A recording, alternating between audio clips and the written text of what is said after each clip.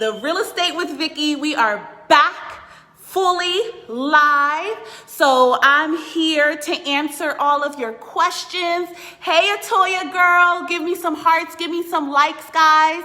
I don't know if I'll be able to take you guys on a tour of this home. Like I said, the reception isn't the greatest, but I have taken pictures. And also because we are in a very competitive market, I don't really want to share the whole home and where I am and what the price point is, out of respect for my clients, right? Because if they like this house as much as I already do, I've been here for a while. You guys can just look at this floor. Look at that. Look at that. You got a whole balcony over here. High ceilings. Yo, this house is everything. Look at this kitchen.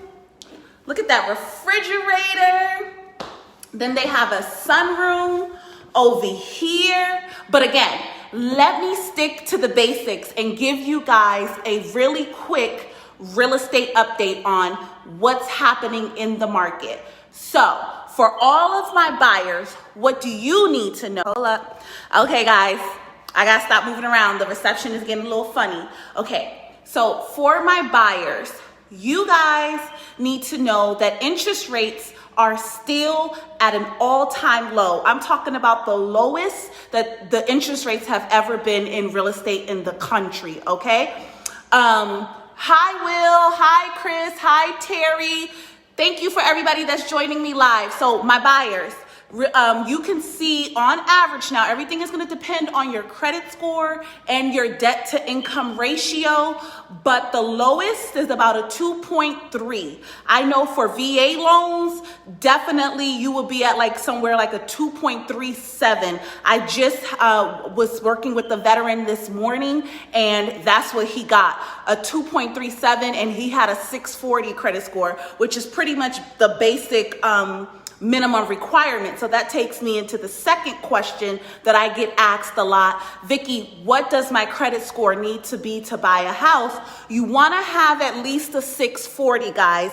Now, you want to have better than a 640 because your debt to income ratio will affect your credit score.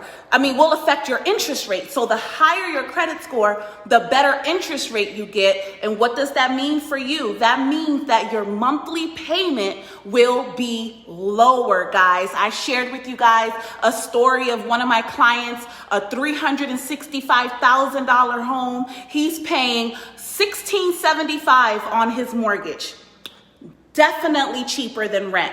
And that's what you're going to see in this current real estate market for the buyer. When you lock in these low interest rates, you are basically locking in a affordable mortgage, okay?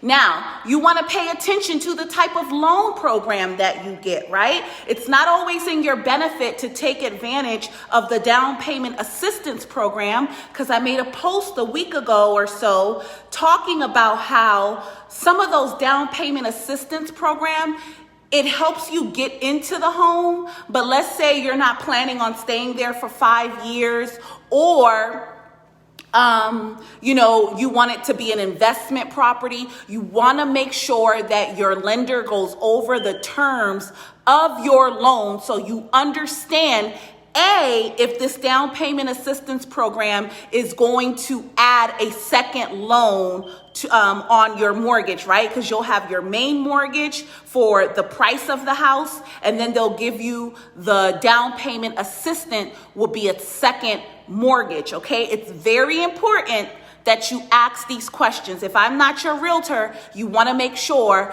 that you are asking your loan officer these questions. Also, that down payment assistance program, depending on where it is, I see it mostly like with the DC, Maryland programs, but you can't rent the house out. okay? So let's say, for example, you're trying to, do some buy and hold, and you're thinking about doing some investment with your properties, buying properties for investments, and you need down payment assistance. Well, you want to make sure that if you get the down payment assistance, you are allowed to put the property up for rent, because there are some that will not allow that, okay, guys? So what do you think that you should do here? You want to make sure that you have money to bring to the table, because this market is so competitive right now. And although there are down payment assistance programs, it may actually be cheaper for you to bring money to the table to secure the lower interest rate and only one mortgage, right? With a 2.3, even a 2.7 is amazing in this market right now. It's going to make your mortgage very affordable. So if you have been saving, if you have a 401k, you can pull money out for down payment on your 401k. You won't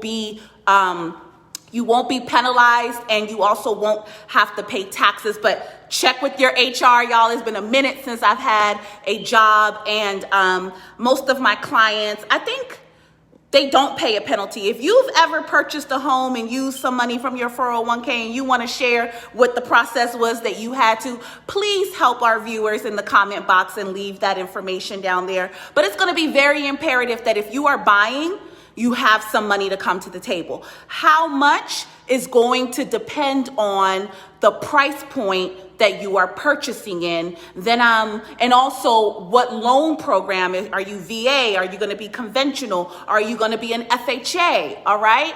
The goal is to be conventional if you are not military.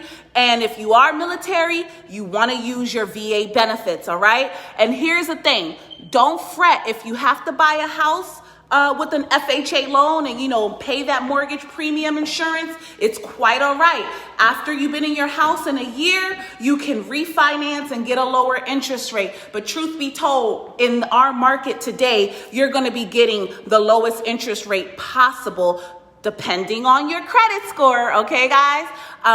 And also your debt to income ratio. So I covered, we still have low interest rates. It kind of still is a seller's market. It's going to be competitive, right? You're going to have to be flexible. You're going to have to be able to go out and see the homes that you want to see immediately. We don't really have a lot of time to think about it and compare and contrast, because more than likely, if it's a hot home like this one, like this house, the agent already told me he had 2 offers, okay? Hasn't been on the market that long. It's a hot home. As you can see, I wish I could take y'all through it. Beautiful, beautiful house, but out of respect for my clients, we ain't gonna see the whole house. And I'm not telling y'all where I am, the price and all that, but it's a very competitive market. So all of your ducks must be in a row, okay? Your pre-approval letter matters. I know you probably think, oh, I just got a pre-approval from Bank of America. Yay. If I'm your agent, we're going to go through that pre-approval with the fine-tooth comb, because the listing agent, when you go to make your offer, they're checking that pre-approval. Okay, guys?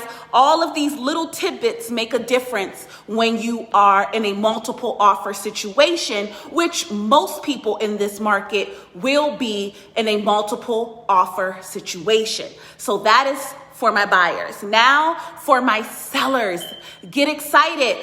All of my homeowners that are watching this video, according to Keeping Current Matters, which is a real estate database, all of our homes are going to continue in the DC, Maryland, and Virginia area. I can't speak outside of the DMV, but we continue to see appreciation in home value. So what that means for you is that you're going to have more equity in your home. And if refinancing or doing a loan modification is something that works for you, get excited about that, because it's going to lower your monthly payment.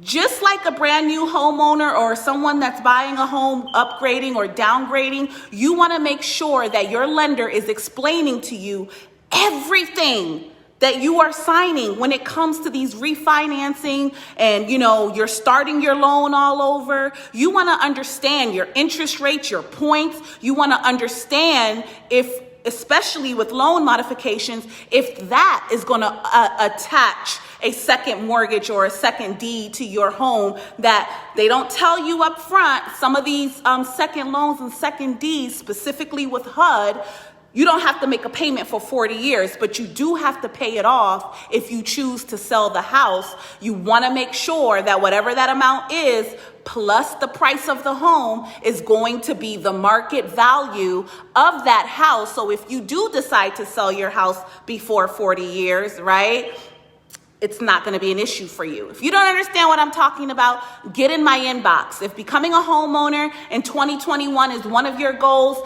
let's get started now. It's never too early for us to put together a plan for you to figure out where you are, how much you qualify for, and what loans work best for you. Thank you guys so much for joining me on this live. I wish I could give you a tour, but the reception is so bad. I'll just share some pictures with you when I'm done. I don't see any questions in the comment box, but again, reception is bad here, so y'all could be writing something and I just can't see it. I apologize. Until we meet again, peace.